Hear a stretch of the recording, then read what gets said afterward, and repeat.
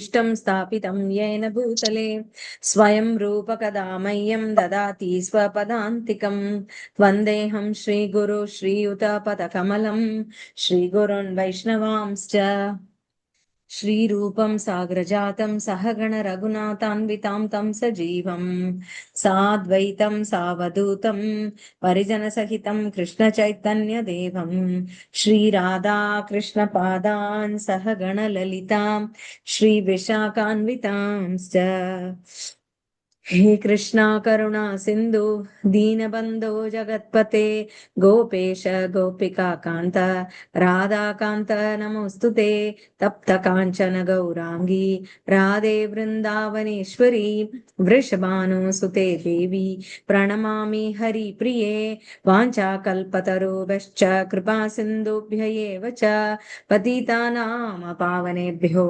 वैष्णवेभ्यो नमो नमः। जय श्री कृष्ण चैतन्य प्रभो नित्यानंदा श्री अद्वैत गदाधर श्रीवासादि गौर भक्त वृंदा हरे कृष्णा कृष्णा कृष्णा हरे हरे हरे राम राम राम हरे हरे। एकादशी महामहोत्सव की जय। पुरुषोत्तम मास की जय।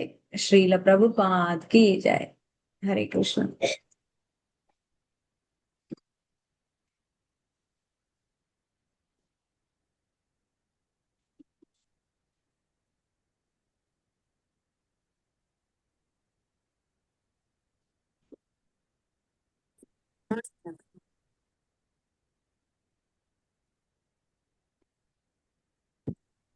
हरे कृष्णा। हरे कृष्णा। விஜயக்காமா? Yes yes. ஓகே, அதான் இன்னைக்கு நீங்க விரதமா இருக்கீங்களேன்னு சொல்லிட்டு தான் போட்டு விட்டேன் நான். நான் மாசம் மாசம் விரதமா தான்மா இருக்கேன். அதான் இன்னைக்குதான் என்கிட்ட பேச வேற செஞ்சீங்கல்ல, அதுக்காக தான் சரி ஞாபகம் வந்தது எனக்கு, சரி போடுவோம் அப்படின்னு. இன்னைக்கு வீட்டுல இருக்கனால சரி இதையாவது கேட்போம், உட்கார்ந்துருக்கோம் வெளியில அப்படின்னு. எல்லாருமே விரதம் இன்னைக்கா, எங்க வீட்டுக்காரரு, எங்க அம்மா, நான். ரொம்ப நல்லது. சரி, ஓகே மேம். சரி,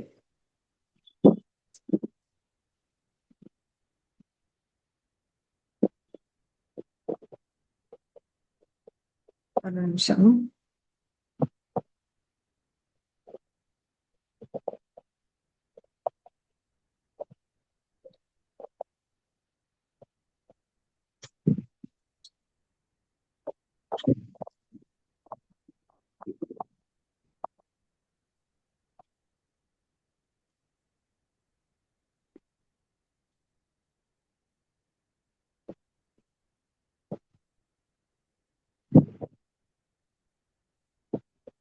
நம்ம போன ஏகாதசிலேயே பார்த்தோம், புருஷோத்தம மாசத்துல வர ஏகாதசி எவ்வளவு விசேஷமானது அப்படின்னு.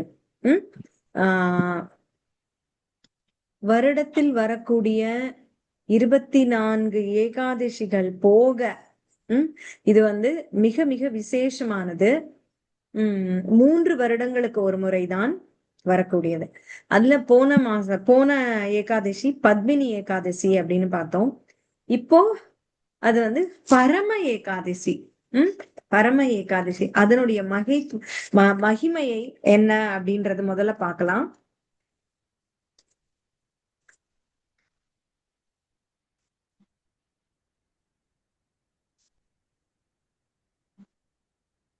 பரம ஏகாதசி அதாவது புருஷோத்தம மாசம், அதிக மாசம் அப்படின்னு சொல்லக்கூடிய இந்த மாதத்தில் தேய்பிறையில் வரக்கூடிய ஏகாதசி பரம ஏகாதசி. இது எப்போதும் போல கிருஷ்ணர் யுதிஷ்ட மகாராஜரிடம் கேட்பதாக அமைந்ததுதான் இந்த மகாத்மிய கதை.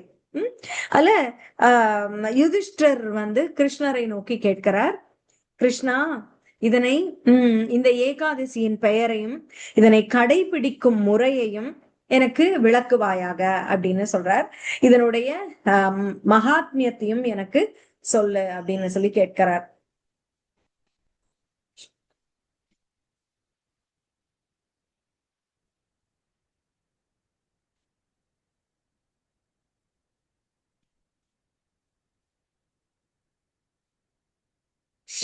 அப்ப கிருஷ்ணர் சொல்றார், இந்த ஏகாதசியின் பெயர் பரம ஏகாதசி. பாவ விளைவுகள் அனைத்தையும் அழித்து விடும் இந்த ஏகாதசி. ஜட இன்பம் தருவதோடு முக்தியையும் கொடுக்கும்.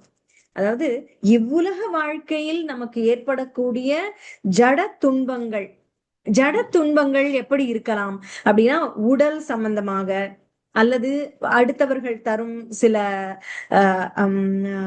புண்படக்கூடிய சில விஷயங்கள், அடுத்தவர்களால் உடலும் அல்லது மனமும் புண்படக்கூடிய விஷயங்கள், அல்லது உடல் ஒன்று சொன்னோம், ஒன்று இது, அடுத்தது பண பிரச்சனைகள், அப்படியா கூட இருக்கலாம். சரி, இப்படியாக ஜட உலகில் வரக்கூடிய துன்பங்களுக்கு கூட இது நிவர்த்தி கொடுக்கும் அப்படின்னு சொல்றார். முக்தியையும் கொடுக்கும். இப்பைக்கு மட்டும்தான் கொடுக்குமா? மறுமைக்கு இது இம்மைக்கு தான் கொடுக்கும், மறுமைக்கு கொடுக்காதானா அதுவும் கொடுக்கும் அப்படின்னு சொல்றார். அப்ப இதுல வணங்கப்பட வேண்டிய தெய்வம் யார் அப்படின்னு பார்த்தா, அனைத்துக்கும் மூலமான புருஷோத்தமரான பரம புருஷ பகவான். புருஷோத்தமர் அப்படின்னு சொல்லக்கூடிய பரம புருஷ பகவான் அப்படின்னு அவரை பூஜிக்க வேண்டும் அப்படின்னு சொல்றார். இது ஒரு கதை. அவரை ஒரு கதையை நான் சொல்கிறேன். அந்த மகாத்மியத்துக்கு ஒரு சுவாரஸ்யமான கதை, அதை நீ கேள் அப்படின்னு சொல்றாரு. என்ன அப்படின்னா, கம்பில்ய நகரம் அப்படின்னு ஒண்ணு இருந்துச்சான். கம்பில்ய நகரம். அங்கு முனிவர்கள், ஒரு முனிவர்களால் சொல்லப்பட்ட ஒரு சுவாரஸ்யமான கதை இது. சரியா? இந்த கதையை சொல்கிறேன் கேள் அப்படின்னு சொல்றார். இந்த கம்பில்ய நகரம் அப்படிங்கிற நகரத்துல தெய்வ பக்தி மிக்க அந்தணர் ஒருவர் இருந்தார். அவருடைய பெயர் சுமேதா. அவருக்கு ஒரு அழகிய பவித்திரமான மனைவி, பவித்ரான்னு பெயர் அவளுக்கு. அந்த அந்தணர்னா பிராமணர். அந்த அந்தணர் பக்தராக இருந்தவர். அவருக்கு ஒரு அழகான மனைவி. அவள் பதிவிரதையாக இருக்கிறாள், பவித்திரமானவளாக இருக்கிறாள். அவளுடைய பெயரும் பவித்ரா. ஆனால் சில பாவ விளைவுகள் காரணமாக, அதாவது கர்மா அப்படின்னு நம்ம இப்ப சொல்றோம் இல்லையா, என்ன காரணம் என்றே தெரியவில்லை என்பது போல அவர்களுக்கு வறுமை வாட்டுகிறது. அதுதான் அவர்களுக்குள்ள ஜட துன்பம். வறுமை வாட்டுகிறது. ஏழையாக இருக்கிறார் அந்த அந்தணர். பிச்சை எடுத்து வாழ்க்கை நடத்த கூட முடியவில்லை. பிச்சை எடுத்தால் கூட செல்வம் கிடைக்க மாட்டேங்கிறது. அந்த அளவுக்கு ஏழையாக இருக்கிறார். அவரால் செல்வம் ஈட்டவே முடியவில்லை. செல்வம் தங்குவதே இல்லை. வந்தால் தானே தங்குவதற்கு, வரவே இல்லை. அப்படி இருக்கார். அப்ப உண்ண உணவு, உடுக்க உடை, இருக்க இடம் ஒன்றுமே இல்லை. அப்படியாக ஒரு ஏழையாக இருக்கிறார். ஆனால் அழகும் இளமையும் நிரம்பிய அவருடைய மனைவி அவருக்கு சேவை செய்து கொண்டு இருக்கிறார் தொடர்ந்து. பணம் கொண்டு வரலன்னா அந்த கணவனை மதிக்காத மனைவிமார்களை நம்ம பாக்குறோம். நீ ஒண்ணுக்கும் லாயக்கு இல்ல அப்படின்னு சொல்லி திட்டும் மனைவிகள் தான் நம்ம பாக்குறோம் அதிகமாக. ஆனால் இவள் அவரால் ஒன்றுமே செய்ய முடியல, பணம் ஈட்டவே முடியல. உத்தியோகம் புருஷ லட்சணம்பாங்க, அந்த லட்சணமே அவருக்கு இல்ல. உத்தியோகம் இல்ல, பணம் ஈட்ட முடியல. ஆனாலும் அவள் அவருக்கு சேவை செய்வதை நிறுத்தவே இல்லை. முகம் மாறாமல், முகத்தில் உள்ள புன்னகை மாறாமல் செய்து கொண்டிருக்கிறாள். அப்ப அதாவது அவள் பட்டினியாக கிடக்கிறாள். ஏன்னா உன்னதான் உணவில்லையே, சரியான எதுவும் இல்லை. ஆனாலும் அவள் சோர்ந்ததாகவே தெரியவில்லை. அவள் முகத்தில் சோர்வே இல்லை, அப்படி தெளிவா இருக்கா. ஏன்னா அவர்கள் பக்தர்கள் இருவருமே. அப்ப எப்போதும் மலர்ச்சியுடனே காணப்படுகிறாள். கணவனிடம் இது பற்றி எப்பவும் சென்று சொல்வதே இல்லை. எதையும் கம்ப்ளைண்ட் பண்றது இல்லையா. எப்ப பாரு ஏதாவது சொல்லி நோய் நோய் நோய்னு சொல்லுவாங்க இல்லையா, அப்படிலாம் அவர் எதுவுமே சொல்றது இல்ல. அப்படி ஒரு பதிவிரதையாக இருந்தாள்னே தெரியல. அப்படி அவர்கிட்ட போய் கம்ப்ளைண்ட் பண்றதும் இல்ல. இங்க வீட்டுல ஒண்ணுமே இல்லை, நீ என்னையா பண்ற அப்படின்னாலாம் எதுவுமே சொல்றது. அப்படி இருக்கா. ஆனா அவள் உடல் மெலிந்து கொண்டே போறாள். உடல் மட்டும் என்ன அப்படியே கட்டுமஸ்தானா இருந்துருமா என்ன? சாப்பிடல, உண்ண உணவு இல்ல அப்படின்னு சொன்னா அவள் மெலியதானே செய்வாள்.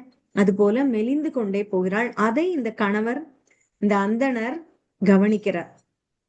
அதுவும் அவருக்கு தெரியாம இருந்ததுன்னா தவறு, ஆனால் கவனிக்கிறார். அவள் வந்து சந்தோஷமாக இல்ல, அவளுக்கு உணவே இல்ல, அதனால அவள் உடல் மெலிகிறாள் அப்படின்னு அவருக்கு புரியுது. அதனால இனிமையாக எப்போதும் பேசுகிறாள் அவள். அதனால இவருக்கு வெட்கமாகவும் இருக்கிறது. ஐயோ, அவள் இவ்வளவு நல்லவளாக இருக்கிறாள், அவளை நம்ம ஒரு உணவு கொடுக்க கூட முடியாத நிலையில் நாம் இருக்கிறோமே அப்படின்னு நினைக்கிறார்.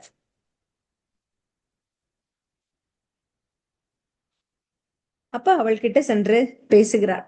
ஓ பிரியமானவளே, வசதி படைத்தவர்களிடம் எவ்வளவு யாசித்தாலும் கூட ஒன்றுமே கிடைக்க மாட்டேன் என்கிறது. நான் எல்லாரிடமும் வசதி படைத்த பெரிய பெரிய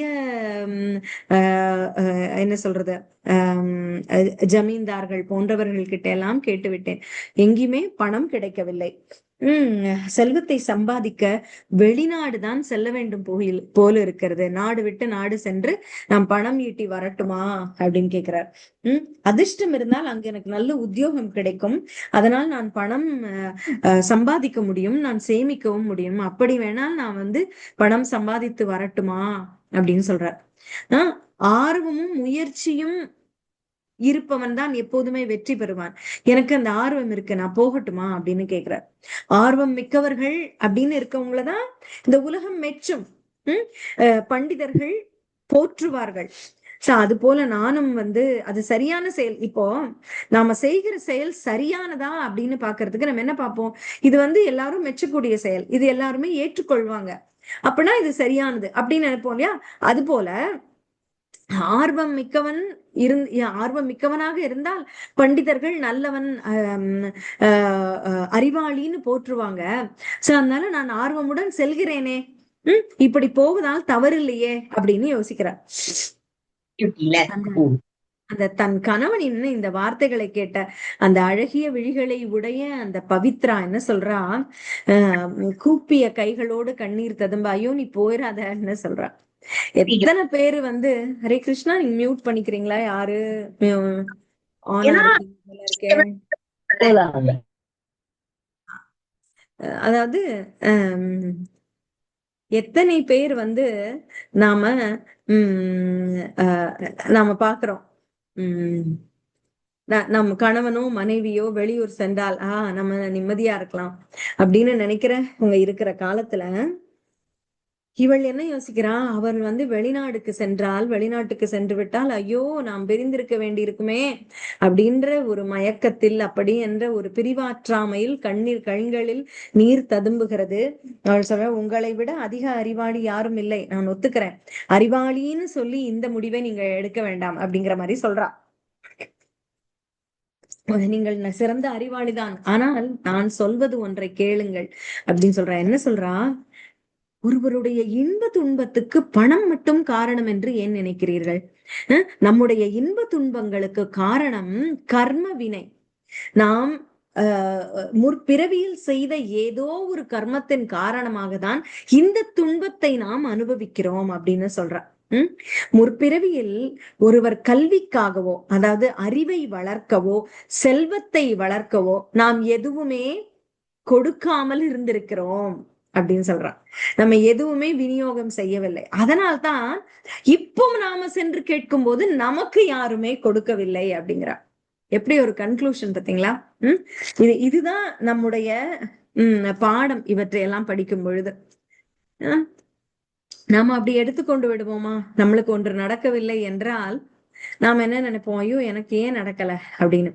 நான் யாருக்கு உதவி செய்திருப்பேன், எதுக்கும் உதவி செய்யல போல, அதனாலதான் எனக்கு இந்த பிறவியில உதவி கிடைக்கவில்லை அப்படின்னு எடுத்துப்போமான்னு தெரியல. ஆனா எடுத்துக்கொள்ள வேண்டும்ங்கிறதுதான் இந்த கதைகள் மூலமாக நமக்கு கிடைக்கும் பாடம்.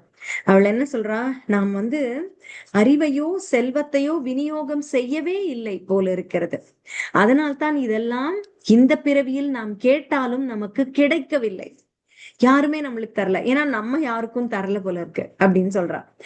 சிறந்த அந்தணரே, நானோ அல்லது நீங்களோ முற்பிறவியில் தகுந்த நபருக்கு எந்த ஒரு தானமும் செய்யவில்லை என்று தோன்றுகிறது. இல்ல நான் செஞ்சிருக்கணும் அல்லது நீங்க செஞ்சிருக்கணும், ரெண்டு பேருமே செய்யல போல இருக்கு அப்படின்னு சொல்றா. ஆகையால் தான் இங்கு நாம் இருவரும் சேர்ந்து துன்பப்பட வேண்டி இருக்கிறது. நானும் உன்னாலதான் எனக்கு, என்னாலதான் உனக்கு துன்பம்னு அவ சொல்லல. நம்ம இருவருமே தவறு செய்து இழைத்திருக்கிறோம், கர்மத்தை தாங்கி கொண்டு வந்திருக்கிறோம், அதனால் இருவருமே சேர்ந்து துன்பப்படுகிறோம்னு சொல்றா. சரியா? இவனுக்கும் எழுதி இருக்குமா இருக்கும் நீ துன்பப்படணும்னு, அவளுக்கும் எழுதி இருக்கிறது நீ துன்பப்பட வேண்டும்னு. அதனால்தான் சேர்ந்து அது ஒரே துன்பத்தை அனுபவிக்கிறார்கள் அப்படின்ற. சோ, ஓ எஜமானே, ஒரு கணம் கூட உங்களை பிரிந்து என்னால் இருக்க முடியாது. அது மட்டுமல்லாமல் மக்கள் என்னை ஒரு துர்பாகியசாலி என்று தூற்றுவர். ஐயோ பாரு, கணவனை அனுப்பி வச்சுட்டா வெளியூருக்கு, இங்க சம்பாதிக்கிறதுக்கு அவளால அவனை பக்குவப்படுத்தி அறிவு சொல்லி வச்சுக்க தெரியலையே, போறேன்னு சொன்னா அனுப்பி விட்டுட்ட அப்படின்னு எல்லாரும் தூற்றுவாங்களாம். கணவனை அனுப்பி வச்சுட்டு இவன் மட்டும் உட்கார்ந்துருக்கான்னு சொல்லுவாங்களாம். அதனால என்னை தூற்றுவர். எனவே இங்கு என்ன சம்பாதிக்க முடியுமோ, சேமிக்க முடியுமோ அதை கொண்டு மகிழ்ச்சியாக இருப்போம். நீங்கள் வெளிநாடு எல்லாம் நாட்டை விட்டு செல்லவே வேண்டாம் அப்படின்னு சொல்ல முடிச்சிடுறா. அப்ப மனைவியின் சொல் கேட்கிறார் அவர். மீறி போல பல இடங்கள்ல எப்படி பாக்குறோம் நம்ம, கணவன் மனைவி கணவன் சொல்ல கேக்குறது இல்ல, கணவன் மனைவி சொல்ல கேக்குறது இல்ல. பொதுவா எனக்கு என்ன தோணுதோ அதை தான் நான் செய்வேன் அப்படின்னு பாக்குறோம். ஆனா இந்த கணவன் மனைவியினுடைய ஆலோசனையை கேட்கிறார்.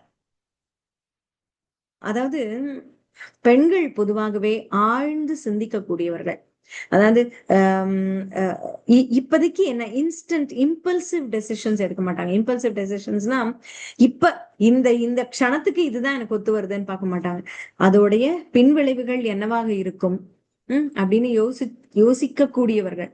இப்ப நம்ம எல்லா வீடுகள்ல பாக்குறோம்ல, ஆண்கள் வந்து முன்னாடி காலத்துல, இப்ப எல்லாருமே ஒன்னா உட்காந்துக்கிறாங்க, இருந்தா எங்க ஒரு நிமிஷம் அப்படின்னு சொல்லி உள்ள கூப்பிட்டு சொல்லுவா தனக்கு என்ன தோன்றுகிறதுன்னு.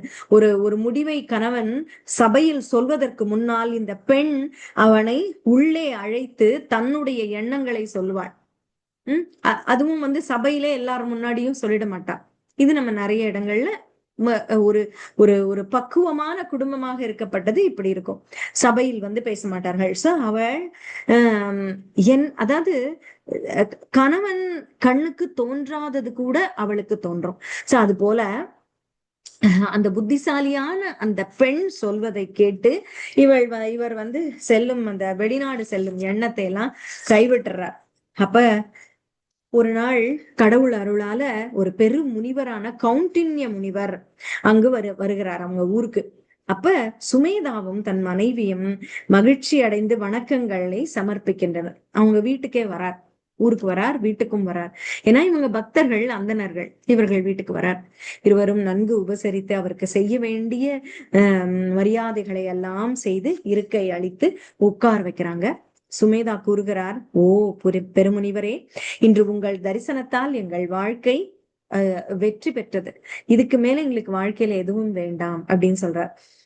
அந்த தம்பதியராக சேர்ந்து அவருக்கு அனைத்து உபசரணைகளையும் செய்கிறார்கள். அந்தணரின் மனைவி முனிவரிடம் கேட்கிறார். இங்கேயும் பெண் கேட்கிறா பாருங்க. அந்த பெண் தான் அவரிடம் தனக்கு பதில் கிடைக்கும் அப்படின்னு எங்கு கேட்க வேண்டும் என்று அறிந்து கேட்கிறாள். தேவையில்லாத இடத்துல போய் அட்வைஸ் கேட்கல, இந்த முனிவர் கிட்ட கேட்கிறா. கேட்டு, ஓ கற்றறிந்த முனிவரே, ஏழ்மையை எவ்வாறு ஒழிப்பது அப்படின்னு கேக்குறா. அதாவது நமக்கு ஒருவர் விஷயம் அறிந்தவர் இருக்காங்க அப்படின்னா நம்முடைய அகங்காரத்தை விட்டு விட்டு அவர்களிடம் கேட்க வேண்டியதை கேட்கணுங்கிறதுக்கு தான் இது உதாரணம். கேட்கணும். அப்ப வந்து எப்படி கேட்கறது, அவங்க என்ன நினைப்பாங்களோன்னு யோசிக்க வேண்டியது இல்லை ஒண்ணு. இல்லைன்னா நம்ம என்ன இவங்க கிட்ட கேட்கறது, நம்மள வந்து அப்புறம் நமக்கு ஒண்ணும் தெரியாதுன்னு அவங்க நினைச்சுக்குவாங்க அப்படின்னும் இல்ல. கேள்வி கேட்க தயங்க கூடாது. ஆனால் கேள்வி கேட்பது அவர்களுக்கு பணிவிடை செய்து பணிவாக கேட்கணும்.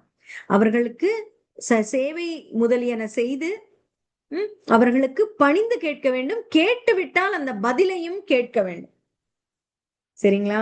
சில பேர் என்ன பண்ணுவாங்க, கேள்விகளை கேட்டுக்கிட்டே இருப்பாங்க, பதில் சொல்றத கேட்டுக்க மாட்டாங்க, கேள்விகளை தான் கேட்பாங்க.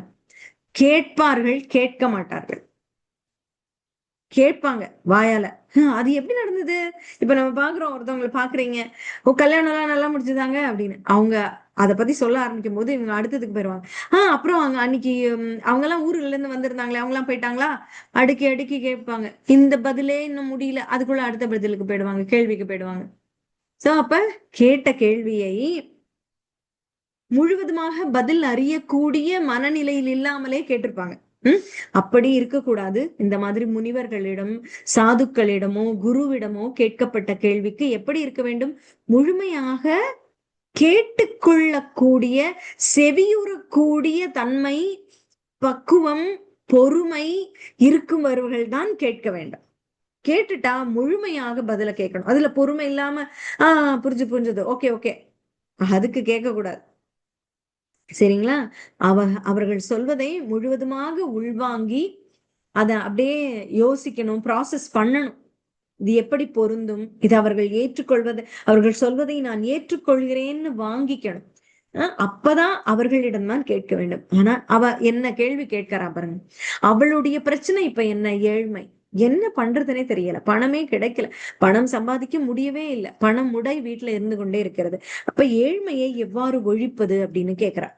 அவர் சொல்றார், எந்த ஒரு தானமும் செய்யாமல் செல்வம், கல்வி போன்றவற்றை எப்படி அடைவது? நாங்கள் இதை செய்யவில்லை போல இருக்குன்னு இவள் புரிஞ்சுட்டா. சரியா? அவள் இந்த பதில் அவளுக்கு தெரியும். நீ கர்மால எப்படி, ஏன் தன்னிடம் பணம் இல்லை என்பதற்கு அவளிடம் பதில் இருக்கிறது. ஆனால் எப்படி பணம் ஈட்டுவதுன்னு தான் இல்ல. சரிங்களா? ஏன் பணம் இல்ல தெரியுது, ஆனா எப்படி பணம் ஈட்டுறது அது தெரியல. அதுதான் அவர்கிட்ட கேக்குறான். அதனால அவர் முதல்ல இருந்து ஆரம்பிக்க கூடாது இல்லையா? ஓ, நீ உன் கர்மாவா இருக்கும்னு. அதனால அதையும் சொல்லிடுறா. எனக்கு நாங்கள் எந்த விதமான தானமும் செய்யவில்லை போல் தெரிகிறது, அதனால் எங்களிடம் பணமே இல்லை, இப்போது ஈட்டினாலும் கிடைக்க மாட்டேங்கிறது அப்படின்னு சொல்லிடுறா. கணவர் செல்வம் ஈட்ட அயல் நாடு செல்ல வேண்டும் என்று எண்ணினார். ஆனால் நான் அவரை தடுத்து விட்டேன் அப்படின்ற உண்மையும் சொல்லுகிறாள். அதான் டாக்டர் கிட்டையும் வக்கீல் கிட்டையும் உண்மையை மறைக்க கூடாதுன்னு சொல்லுவாங்க. அது போலதான் நம்முடைய குருமார்கள் கிட்டமும் நாம உண்மையை மறைக்க கூடாது. அழகா உண்மையை சொல்றா. அவர் போகணும்னு சொல்றார், நான் வேண்டான்னு சொல்லிட்டேன் அப்படின்னு சொல்றார்.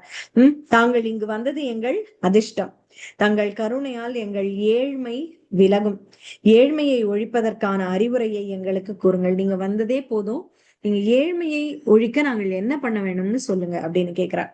பவித்ராவின் இந்த வார்த்தைகளை கேட்ட கௌண்டின்ய முனிவர் கூறுகிறார், புருஷோத்தம மாதத்தில் வரக்கூடிய தேய்பிரையில் தோன்றும் ஏகாதசி பரம ஏகாதசி. இது பகவானுக்கு மிகவும் பிரியமானது. பாவ விளைவுகள், ஜட பிரச்சனைகள், ஏழ்மை, இந்த 3 விஷயங்களையும் இது அழிக்க வல்லது. இதனை கடைபிடிப்பவர் செழுமை அடைவர். வாழ்க்கை ப்ராஸ்பெரிட்டின்னு ஒரு வார்த்தை சொல்லுவாங்க தெரியுமா? வளம், வாழ்க்கை வளம் பெறுதல், எல்லா வளமும் பெற்று அப்படின்னு சொல்றாங்கல்ல, அது போல செழுமை அடைவராம் வாழ்க்கையில. இதனை கடைபிடிப்பவர் வாழ்வில் செழுமை அடைவர் அப்படிங்கிறார். இந்த புனிதமான ஏகாதசியை ஏன், அதுக்கு 2-3 ரொம்ப அழகான விஷயங்கள் சொல்றார். இத முதல்ல கடைபிடிச்சவர் யாராம் தெரியுமா? குபேரனா. குபேரன். குபேரன் பணத்திற்கு அதிபதி இல்லையா? தேவர்களுடைய அந்த பணம், ட்ரெஷரி அப்படின்னு சொல்ற கஜானாவுக்கு அவன் தலைவன். இந்திரனுடைய கஜானாவுக்கு. சோ இந்த புனிதமான ஏகாதசியை குபேரன் அனுஷ்டித்தார். அதன் பலனாக அவருக்கு என்ன கிடைத்தது?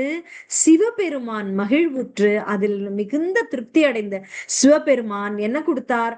மிகப்பெரிய செல்வந்தராகும்படியான வரத்தை அவருக்கு வழங்கினார். அவருக்கு இந்த ட்ரெஷரி மட்டும்தான் பணம்னு இல்லை, அவர் ஆல்ரெடி பணக்காரர் இந்த குபேரன். அப்புறம் அந்த குபேர் அந்த ட்ரெஷரிக்கும் அவர் அதிபதி ஆகிறார். சரி, இப்படி ஒண்ணு. இன்னொன்று, ஹரிஷ்சந்திரா அப்படின்னு உண்மையே பேசினான்னு ஒரு கதை பாக்குறோம் இல்லையா? ஹரிஷ்சந்திரர் அப்படின்ற இந்த விரதத்தை கடைபிடித்துதான் இழந்த தன்னுடைய குழந்தைகள், மனைவி, ராஜ்யம் அனைத்தையும் திருப்பி பெற்றார். இந்த அழகிய கண்களை கொண்டு இந்த பெண் பார்த்து கொண்டிருக்கிறாள். அவள் கிட்ட சொல்றார், பெண்ணே, நீயும் இந்த விரதத்தை கடைபிடிக்க வேண்டும் அப்படின்னு சொல்றார். முனிவர் இப்படியாக முடிக்கிறார் என்று கிருஷ்ணர் சொல்றார். இது ஒரிஜினலா இந்த கதைக்குள்ள கதை. இது இந்த கதைக்குள்ள இந்த குபேரன் கதை. சரி, என்ன முதல் கதை என்ன? கிருஷ்ணருக்கும் யுதிஷ்டருக்கும் நடக்கிற உரையாடல். அந்த கதைக்கு உள்ள இந்த கௌண்டின்ய முனி, இந்த சுமேதா பவித்ராவனுடைய கதை வருது. இந்த சுமேதா பவித்ராவுக்கு இந்த கதையை சொல்றார் குபேரன். குபேரனுடைய கதையை சொல்றார் கௌண்டின்ய முனி. சரியா? சரி, இப்ப இந்த கதை முடிஞ்சது, பவித்ராவுக்கு சொல்லிட்டார். எல்லாம் முடிஞ்சோன்னு இப்படியெல்லாம் இந்த பவித்ராவுக்கு முனிவர் சொன்னார், அப்படி கடைபிடித்ததுனால் அவர்களுக்கு செல்வம் கொழித்தது அப்படின்னு சொல்லி கிருஷ்ணர் யுதிஷ்டர் கிட்ட வந்துட்டார். இப்போ சொல்லிட்டார். அப்ப பரம ஏகாதசி பற்றி கூறிய கௌண்டின்ய முனிவர் இன்னொன்னையும் சொல்றார். இதோட மட்டும் முடியல கதை. சோ அதனால நீ பண்ண இதுதான். இன்னொரு முக்கியமான ஒரு ஒரு அட்டாச்மெண்ட் இருக்கு இதுக்கு. என்ன சொல்றது, ஒண்ணுக்கு ஒண்ணு ஃப்ரீ. ஒரு புத்தகம் வாங்கினா அதுக்கு இலவச இணைப்புன்னு சொல்றாங்கல்ல, அந்த மாதிரி இந்த ஏகாதசிக்கு ஒரு இலவச இணைப்பு இருக்கு. இன்னைக்கு சரியா ஏகாதசி கடைபிடிக்கலையோ, நம்ம இன்னும் கொஞ்சம் நம்ம ஸ்ட்ரிக்டா இருந்திருக்கலாமோன்னு நினைக்கிறவங்களுக்கு இது ஒரு அடிஷனல் விரதம் இருக்கு இங்க. ரொம்ப அற்புதமான விரதம் அது. என்னன்னா பஞ்சராத்திரி அப்படின்ற ஒரு விரதம், இன்னும் மங்களகரமான விரதத்தை பற்றியும் சொல்றார். பஞ்சராத்திரி என்ன கொடுக்கும்? பஞ்சராத்திரி விரதம் அனுஷ்டிப்போருக்கு பரம ஏகாதசி என்று தொடங்க வேண்டும். அது அடைவுகளுக்கு என்ன கொடுக்கும்னா முக்தி கிடைக்கும் அப்படின்னு சொல்றார். பஞ்சராத்திரி விரதத்தை இன்று முதல் 5 நாட்களுக்கு செய்வதுதான் பஞ்சராத்திரி. 5 நாட்கள். இந்த நம் திறமைக்கேற்ப, இதுக்கு எந்த கண்டிஷனும் கிடையாது. நம்மளுக்கு என்ன நம்மால முடிந்த அளவுக்கு எப்படி வேண்டுமானாலும் கடைபிடிக்கலாம். இப்ப ஒருவேளை உணவு உட்கொள்வதில்லை, இல்லைன்னா தயிர் சாப்பிடுவதில்லை, பால் பொருட்கள் சாப்பிடுவதில்லை, இல்ல வெறும் பழங்கள் சாப்பிடுகிறோம், தானியங்கள் சாப்பிடுவதில்லை, எப்படி வேண்டுமோ நம்முடைய சௌகரியத்திற்கு அது ஏதோ ஒரு உண்ணாவிரதமாக இருந்தாலே போதுமானது. தன் திறனுக்கேற்ப 5 நாட்கள் தொடர்ந்து உண்ணாவிரதம் மேற்கொள்ள வேண்டும் இன்று தொடங்கி அப்படின்னு சொல்றார். சோ இதை தன் தாய் தந்தை மனைவியுடன் பகவான் விஷ்ணுவின் பரமத்தை அடைவர். இப்படியாக ஒருவர் செய்தால் தன் தாய் தந்தையர் மனைவி குழந்தைகளோடு பரமபதத்தை அடைந்து விடுவார்களாம். ஒருவேளை மட்டும் உணவு அப்படின்னு இருக்கலாம். அது அதுக்கும் எல்லா பாவ விளைவுகளிலிருந்தும் விடுபட்டு ஆன்மீக உலகை அடைவராம். ஒருவேளை சாப்பிடாம இருந்தாலே அந்த மாதிரி ஒரு பலன் கிடைக்குமா. அப்ப இது போல அவர்கள் இந்த பவித்ராவும் சுமேதாவும் முனிவரனுடைய அறிவுரையை பின்பற்றி இந்த விரதம் இருந்தனர். ஏகாதசி மற்றும் பஞ்சராத்திரம் முடிவடையும் போது அந்நாட்டு இளவரசர் அங்கே வர்றார். இந்த இருவர் கிட்டையும் இளவரசர் வர்றார்.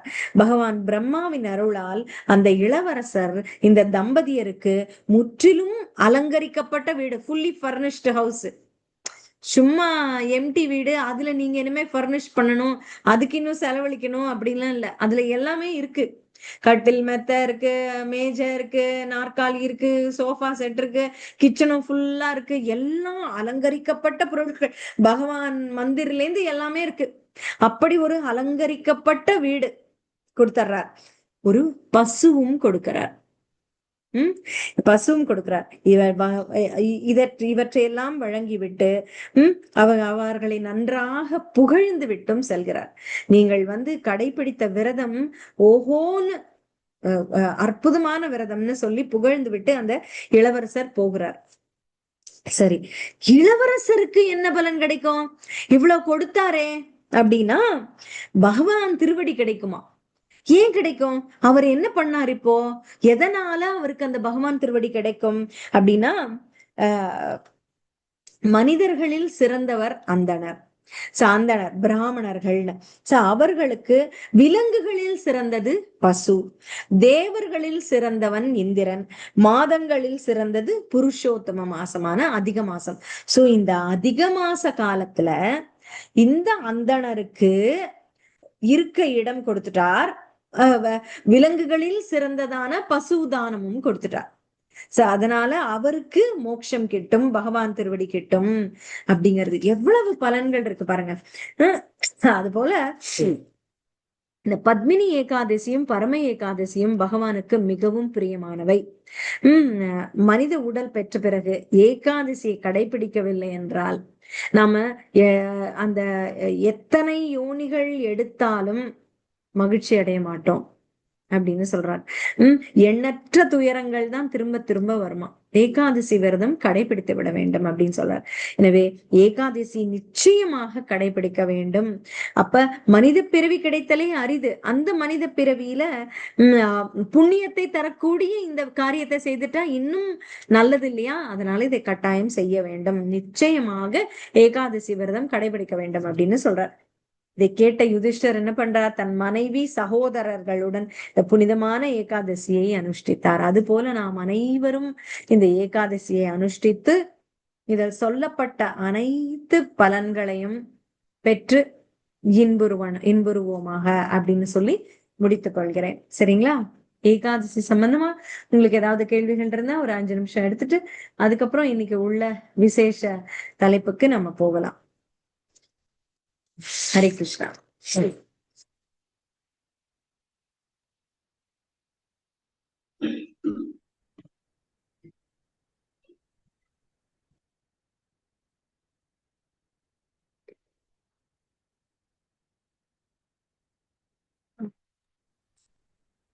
மாதாஜி, இந்த ஹரே கிருஷ்ணா மாதாஜி, இந்த கௌண்டின்ய முனிவர் தானே அந்த கோவர்தன தரம் வந்து அவரு தானே மாதாஜி சொன்னது இது புருஷோத்தமம்?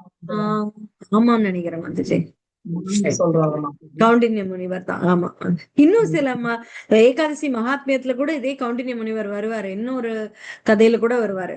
இன்னும் 2-3 கதைகள்ல வருவார் கௌண்டின்ய முனிவர். தேங்க்யூ.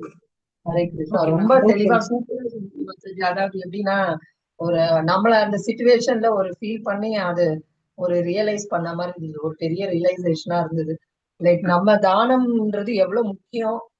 நம்ம இந்த ஜென்மத்திலயும் நம்ம வந்து நம்மளால முடிஞ்ச அளவுக்கு அடுத்தவங்களுக்கு தானம் செய்யறதுங்கிறது ஒரு லேர்னிங்கா இருந்தது மாதாஜி. இதுல தேங்க்ஸ் மாதாஜி. ஹரே கிருஷ்ணா. ஹரே கிருஷ்ணா.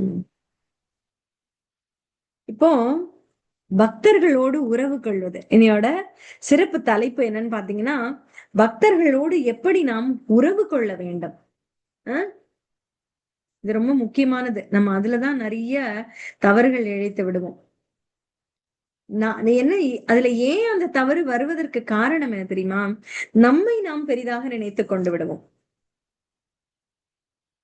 அடுத்தவர்களை மதிப்பதற்கு மறந்து விடுவோம். அவங்களுக்கும் ஒரு மரியாதை இருக்கு, அவர்களை எந்த அளவு மதிக்க வேண்டும் என்று நாம் புரிந்து கொள்வதில்லை. நமக்கு நாம இந்த நிலையில இருக்கோம் அப்படின்னு நினைப்போம். அடுத்தவர்கள் எந்த நிலையில இருக்கிறார்கள், அவர்களை நாம் வணங்க வேண்டுமா, இல்ல எந்த அளவுக்கு மரியாதை கொடுக்க வேண்டும் அப்படிங்கறத உணர்றது இல்ல. நாம இருக்கிறதே நமக்கு சரி அப்படின்னு நம்ம இருந்துடுறோம். அதை பற்றியும் இந்த வைஷ்ணவ எட்டிகெட் அப்படின்னு ஒரு புத்தகம் இருக்கு.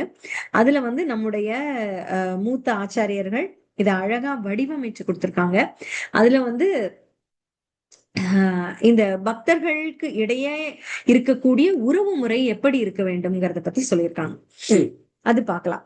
அதாவது பல்வேறு விதமான பக்தர்கள் இருக்காங்க. அதுல 3 கேட்டகரி சொல்றாங்க. என்னது அப்படின்னா, ஜபம் செய்கிறவர்கள், அவர்களும் பக்தர்கள் தான்.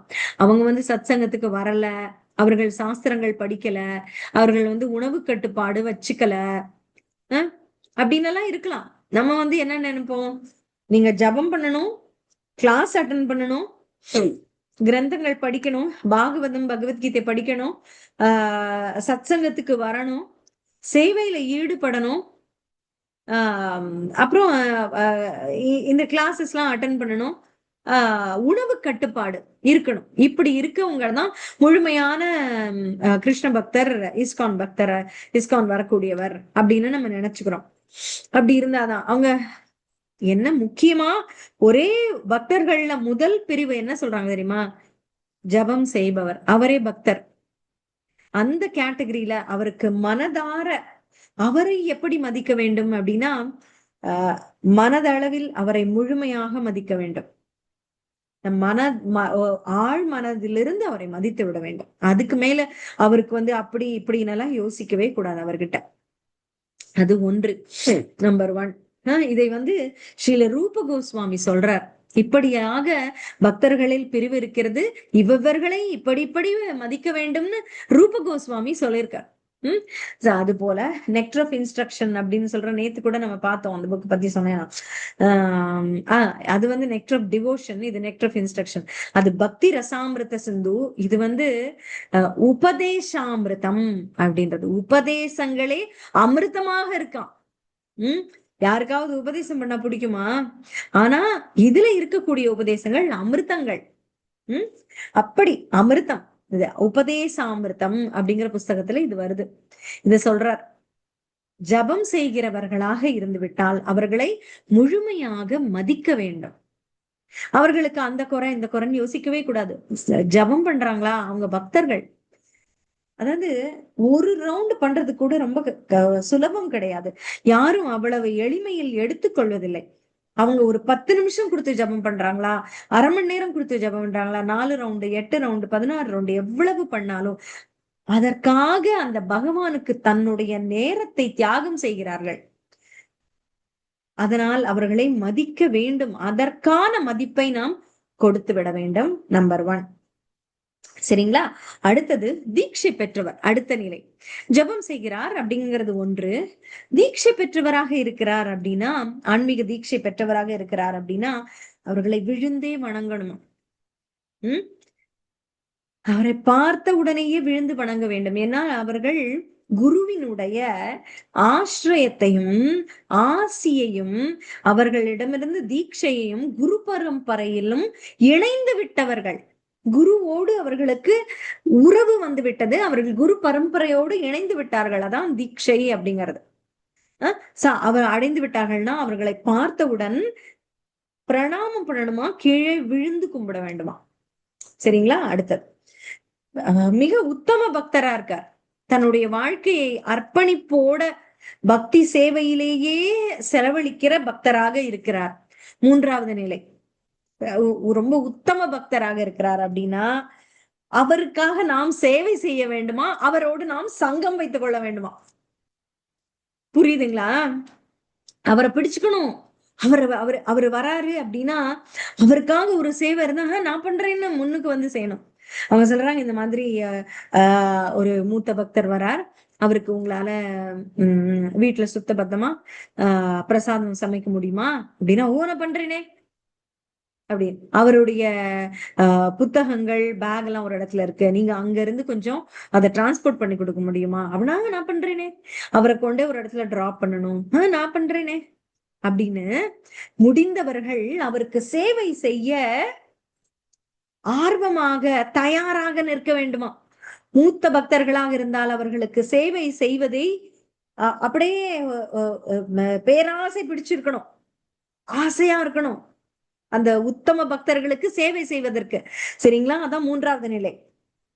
அவர்களோடு சங்கம் வைத்துக் கொள்ளவும் ஆசையாக இருக்க வேண்டும். அதுதான் இப்ப மூத்த பக்தர்களின் நிலை. சரிங்களா?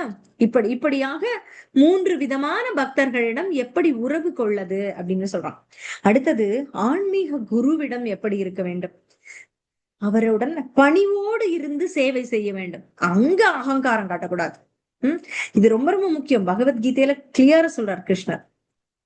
ஒரு கேள்வி கேட்க வேண்டும் என்றால் பணிவுடன் கேளு. சேவை செய்தால்தான் உனக்கு கேள்வி கேட்கக்கூடிய அதிகாரமே வருகிறது. நீ அங்க கேள்வி கேட்கறதுக்காக மட்டும் அந்த குருவினுடைய ஆசிரமத்துக்கு போகக்கூடாது. சேவை செய்கிற மனப்பான்மை இருந்தால் செல்ல வேண்டும். அதுக்கப்புறம் அந்த சேவை நீ சரிவர செய்தால் நீ கேள்வி கேட்கலாமான்னு யோசிக்கலாம். அந்த பணிவோடு கேட்க வேண்டும். நான் கேள்வி கேட்டு வர்றேன் அப்படின்லாம் போக கூடாது. அது எங்க போலாம்? நம்ம மேயர் ஆபீஸுக்கு, கலெக்டர் ஆபீஸுக்கு அந்த மாதிரி போலாம். நான் கேட்டு வர்றேன் அப்படின்னு கோர்ட்டுக்கு போலாம். ஆசிரமத்துக்கு அப்படி போக கூடாது. சேவை செய்ய போகணும். சந்தர்ப்பம் கிடைச்சா கேள்வி கேட்கணும். சரிங்களா? அதுவும் இன்னொன்னு, அத வாங்கி கொள்கிற மனம் இருந்தால் தான் கேட்க வேண்டும். ஒன்னொன்னு. அப்புறம் நம்முடைய வாழ்க்கையின் உயிர் நாடியாக அவருடைய அறிவுரைகளை எடுத்துக்கொள்ள வேண்டும். குருன்னு எடுத்துட்டோம்னா அவர் சொல்கிற வேத வாக்கா எடுத்துக்கணும். அவர் சொல்கிற வார்த்தைகளை, அவர் சொல்லக்கூடிய அறிவுரைகளை அப்படியே ஃபாலோ பண்ணணும். இப்ப வந்து அவர் ஒண்ணுதான் சொல்றார், நீங்க பாருங்க இப்படி இருங்க, மாமிசம் உண்பதை தவிருங்கள் அப்படின்னு சொல்லியிருக்காருன்னா அது வேத வாக்கா எடுத்து செய்யணும். அது இல்லாம சரி சொன்னாரு, பட் நான் என்ன பண்றது, என் சிச்சுவேஷன் அப்படின்னு நினைக்க கூடாது. குரு உங்களை பார்த்து சொல்கிறார் என்றால் அவருக்கு தெரியும் ஏன் நீங்கள் கடைபிடிக்க வேண்டும் என்று. அவருக்கு ஒண்ணும் அதுல லாபம் கிடையாது. அவர் ஏன் சொல்வார் தெரியுமா? யோசிச்சு பாருங்க. நீங்கள் இன்னும் உங்கள் பாவத்தை கூட்டிக் கொள்ள கூடாதுங்கிறதுக்காக சொல்றார். உன் பாவம் இன்னும் இன்னும் ஏறும், பாவத்தை குறைக்கணும் அப்படின்னா பாவத்தை ஒரு பக்கம் நீ வந்து ஜபம் பண்ணி குறைக்கணும்னு நினைக்கிற. அப்படி இருக்கும்போது இந்த மாமிசம் தென்னன்னா உன்னோட பாவம் இன்னும் ஏறும் இல்லையா? சோ அதை முதல்ல நிறுத்துங்கிறாருன்னா நிறுத்தணும். எனக்கு சாதகமா இருக்கிற சிச்சுவேஷன்ல நான் நிறுத்திக்கிறேன், எனக்கு இல்லாதப்ப நான் சாப்பிட்டுக்கிறேன்னு சொல்லக்கூடாது. அது ஒரு உதாரணத்துக்கு சொல்றேன். அவர் சொல்லக்கூடிய அறிவுரைகளை அப்படியே ஏற்க வேண்டும். அடுத்தது, குரு இருக்கும்போது நமக்கு சிஷ்யர்களை சேர்த்துக்க கூடாது. நான் பெரிய ஆளுன்னு குரு கிட்ட கொண்டு போய் விடணும். இது வந்து எல்லா விதத்திலையும் பொருந்தும். எப்படின்னு வச்சுக்கோங்களேன், இப்ப வந்து ஒரு கிளாஸ் நம்ம கேட்கிறோம், ஒரு இது கத்துக்கிறோம், பகவத்கீதை கத்துக்கிறோம், பாகவதம் கத்துக்கிறோம் அப்படின்னா அப்கோர்ஸ் சைத்தன்ய மகாபிரபு சொல்றார், அப்போ பிரபுபாதரும் சொல்றார், நீ வந்து இன்னும் 4 பேருக்கு எடுத்து சொல், நீயே குருவாக இருந்து சொல்லி கொடுன்னு சொல்ற. ஆனா நமக்கு அந்த தகுதி வருகிறதா இருக்கிறதா என்பதை நம்முடைய குரு நிர்ணயிக்கணும். நம்முடைய சிக்ஷா குருவாக இருக்கலாம், நம்மளுடைய தீக்ஷா குரு தான் இல்ல, சிக்ஷா குரு. நம்மளுடைய சிக்ஷா குருங்கிறவங்க யாரு? நமக்கு அறிவுரை கொடுக்கக்கூடியவங்க, கவுன்சிலிங் கொடுக்குறாங்கல்ல, இப்படி பண்ணுங்க, இது பண்ணாதீங்க, இப்படி பண்ணா உங்களுக்கு நல்லா இருக்கும் அப்படின்னாலும் சொல்றாங்கல்ல.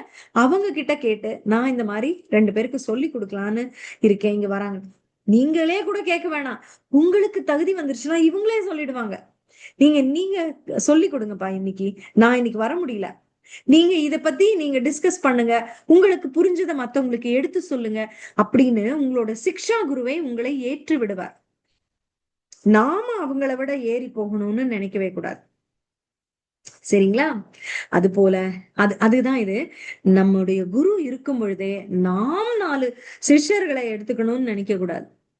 இது வந்து இன்னும் எந்த நிலையில பொருந்தும் அப்படின்னா, இப்போ ஏதோ ஒரு கலை, மிருதங்கம் கத்துக்கிறோம், ஹார்மோனியம் கத்துக்கிறோம், பிராக்டிக்கலா சொல்றேன் கேளுங்க. இந்த குருங்கிற ஆன்மீக நிலையை கூட விட்டுட்டு இதுல பாருங்க, இல்ல வேற சங்கீதம் கத்துக்கிறீங்க, இல்ல வேற என்னவோ, இப்ப நாராயணியம், திவ்ய பிரபந்தம், எதுவாக வேண்டுமானாலும் இருக்கலாம். அதில் நாம் வந்து தேர்ச்சி பெற்ற நிலைக்கு, அதாவது இந்த பக்கம் கத்துக்கிட்டு இந்த பக்கம் சொல்லி கொடுக்க முடியாது.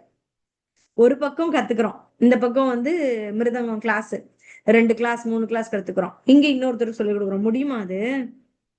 இதில் தேர்ச்சி பெற்று நீங்கள் ஆசிரியர் நிலையை அடைய வேண்டும். அந்த ஆசிரியர் ஒரு நாள்ல ஆசிரியர் ஆகல, வாழ்க்கை முழுக்க சிறு குழந்தை முதலே அவர் கற்றுக்கொண்டு அந்த ஆசிரியராக இருக்கிறார். அவர் ஹார்மோனி ஆசிரியராக இருக்கலாம், அல்லது மிருதங்க ஆசிரியராக இருக்கலாம், கர்த்தாலா இருக்கலாம், வீணையா இருக்கலாம், வயலினா இருக்கலாம். 20 வருடம் 30 வருடம் படித்தவர்கள், அதனை பயிற்சி செய்தவர்கள், அவங்களாலதான் இப்ப சொல்லி கொடுக்க முடியுது.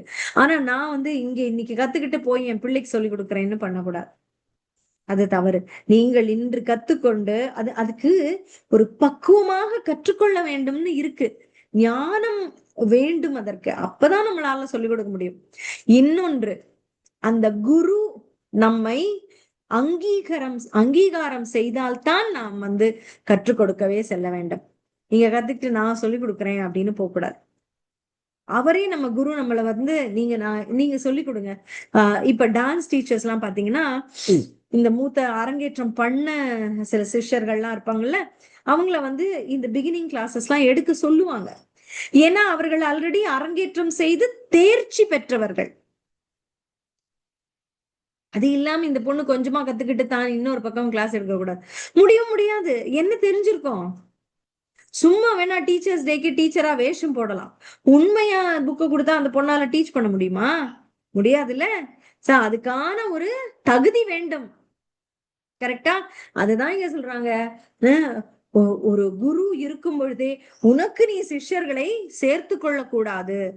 அப்படின்னு. வாங்க நான் சொல்றேன், நான் சொல்றத கேட்டுக்கங்க. கிடையாது. அந்த குரு கிட்டதான் சென்று அனுப்ப வேண்டும்.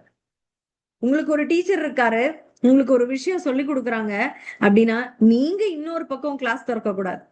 நீங்க என்னுடைய குரு கிட்ட கொண்டு போய் நான் உங்களை சேர்த்து விடுறேன்னு சேர்த்து விடணும். புரியுதா?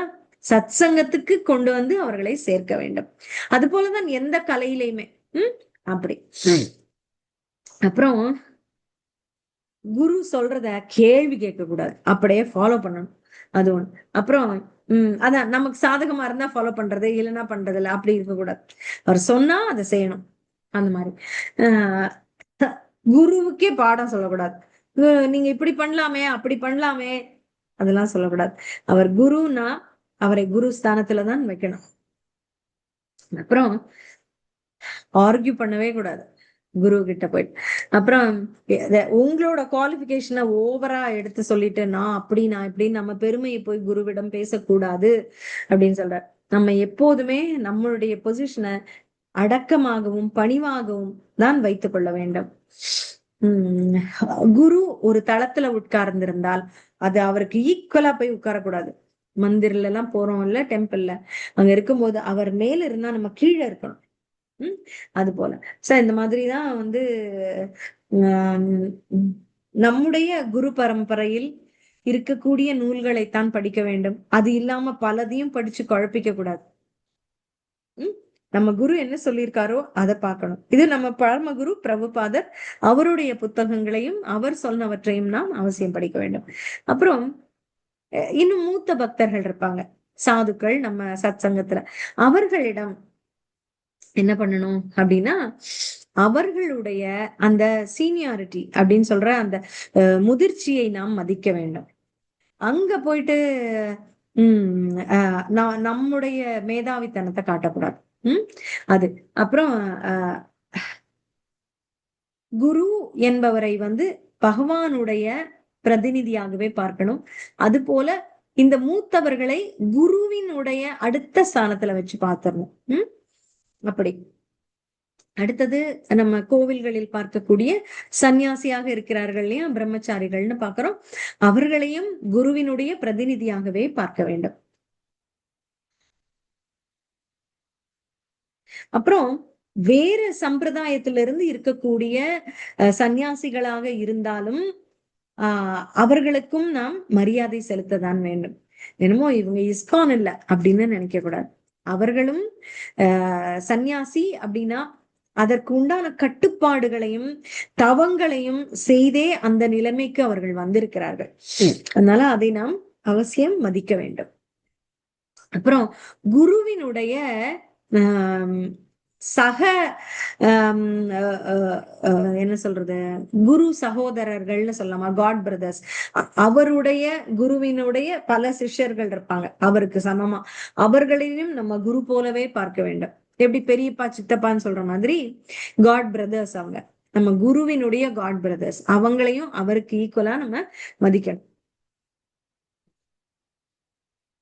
அப்புறம் இந்த பிராமண தீட்சை எடுத்தவங்கள தண்டவத் பண்ணணும்னு சொன்னாங்க. இந்த பிராமண தீட்சை எடுத்த அடுத்த நிலை இன்னும் உயர்ந்த நிலை பக்தர்கள் இருப்பாங்க. அப்புறம் அவர்களையும் அதீத மரியாதையோடு நடத்த வேண்டும் அப்படின்னு சொல்றாங்க. இது வந்து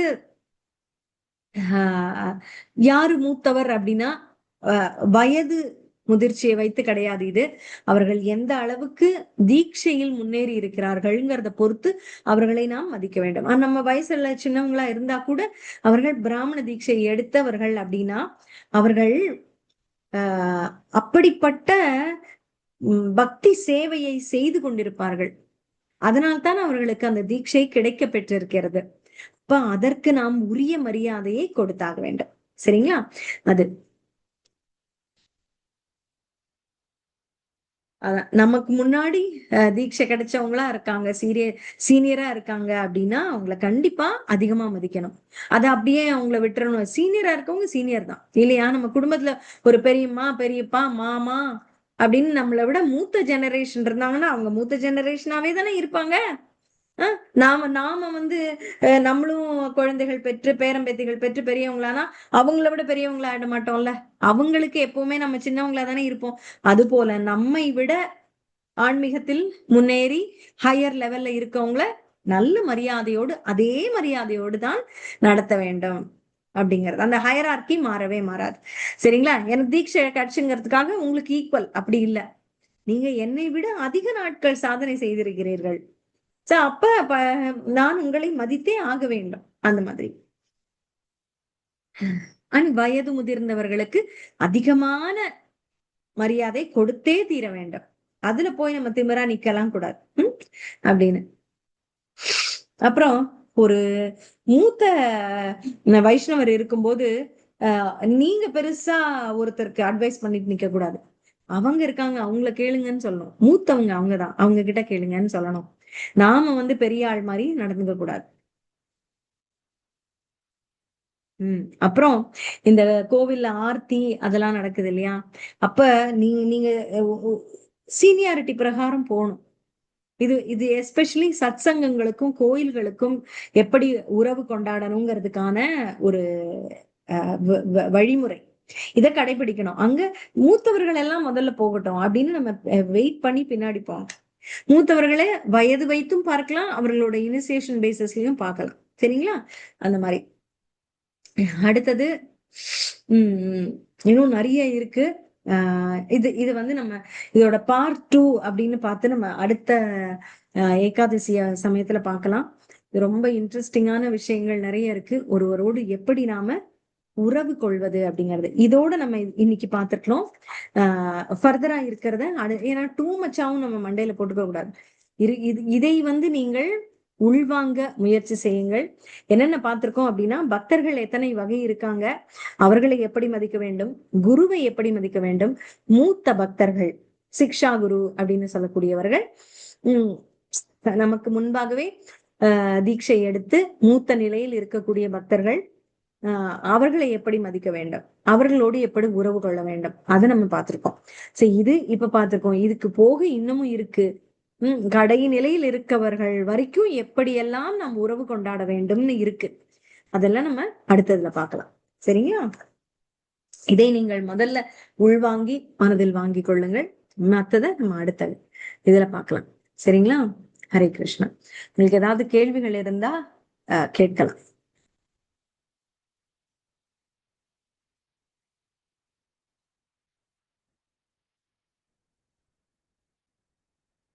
புரிஞ்சுதா? இந்த 5 நாள் நல்லா புரிஞ்சுமா. 5 நாள் இதுக்கப்புறம் நாளையில இருந்துன்னு சொல்றீங்கல்ல, அது என்ன வேறதான் என்ன? அதாவது இந்த புருஷோத்த மாசம் முடிய போற நாட்களாக இருக்கிறது. அதனால அது வந்து 18 17 முடிய போகுது.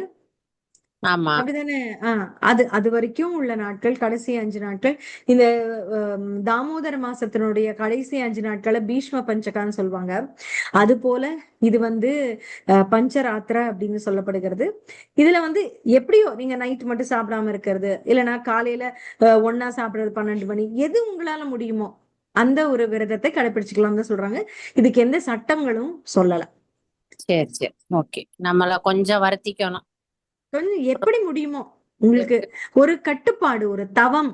வருத்திக்கணும்னு நினைக்காதீங்க. வருத்திக்கணும்னு அது வந்து நெகட்டிவா போயிருது. நம்மள வருத்திக்கணும்னு அப்படி நினைச்சீங்கன்னா யாரும் வரமாட்டாங்க. நீங்க ஐயோ அவங்க வருத்திக்கணுங்கிறாங்க, என்ன பண்றீங்க நீங்கன்றவாங்க. ஏன் வருத்திக்கணும்? சந்தோஷமா இருக்கணும் அப்படின்னு தான் இந்த உலகம் இப்ப பாக்குது. சோ வருத்திக்கணும்னு நினைச்சுக்காதீங்க. அது உண்மையா கூட இருக்கலாம்.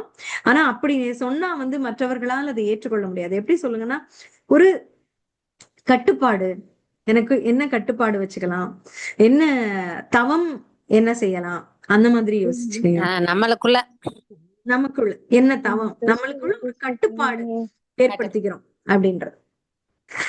ஹரே கிருஷ்ணா. ஹரே கிருஷ்ணா. நன்றி நன்றி, சூப்பரா இருந்துச்சு எல்லாம். 1 மணி நேரம் போனதே தெரியல. ஹரே கிருஷ்ணமா. அருமையா இருந்துச்சு மாதாஜி. இன்னும் கேட்டுக்கிட்டே இருக்கணும் போல இருக்கு மாதாஜி. அப்படியே அமிர்தம் கடலா இருக்குது. ரெக்கார்டிங் அனுப்புங்க மாதாஜி. இன்னும் 2 தடவை கேட்டா தான் அந்த இது வந்து இன்னும் பாட்டுக்குள்ள போகும். 2 தடவையா கேட்கணும். தேங்க்யூ மாதாஜி. கண்டிப்பா. ஹரே கிருஷ்ணா மாதாஜி. நம்ம கேட்க நம்ம வந்து முயற்சி எடுப்போம் மாதாஜி, கண்டிப்பா எடுப்போம். ஏதோ ஒரு விஷயத்துல கண்டிப்பா முயற்சி எடுத்து பண்ணுவோம் மாதாஜி. அதுக்கு கிருஷ்ணன் அருள் பண்ணுவார். ம். நீங்க இப்ப கேட்கும் போது செய்யலாம்னு உங்களுக்கு தோணுச்சுன்னா செய்யக்கூடிய வழியையும் அவர் காட்டுவார் கண்டிப்பா. சரிங்களா? ரொம்ப Thank you. சந்தோஷம். இன்னைக்கே எனக்கு நாள் வந்து இதை பற்றிய ஒரு தியானத்திலேயே செலவழிக்கக்கூடிய வாய்ப்பு கிடைச்சது. இந்த கீதா ஞான குழுவுக்கு உங்க அனைவருக்கும் என்னோட நன்றியை தெரிவிச்சுக்கிறேன். ஏகாதசி எனக்கு ஒரு நல்ல விதமாக இல்ல சென்றது பிரபாதருக்கு ஒரு சென்றது. தடவை சொல்லிடுவோம். கண்டிப்பா இல்ல பிரபுபாதருக்கு ஹரே கிருஷ்ணா. பிரபுபாதருக்கு தான் நன்றி சொல்லணும் மாதாஜி. அவருக்காக ஒரு முறை ஹரே கிருஷ்ண மகாமந்திரம் கிருஷ்ணா. எல்லாரும் அன்மியூட் பண்ணி சரி. சேவிக்கலாம்.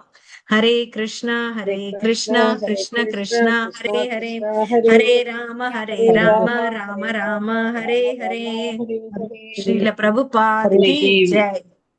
ஜெய்.